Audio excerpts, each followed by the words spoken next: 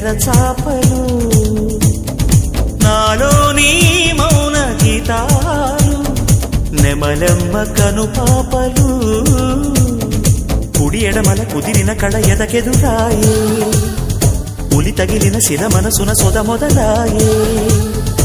ఈ సప్త వర్ణాల నా స్వప్న రాగాల పాటల్లో ప్రథమాక్షరి ఇది ప్రాణాల పంచాక్షరి ఏ కొమ్మక కొమ్మ కొంగొత్త రాగం తీసిందిలే కోయిల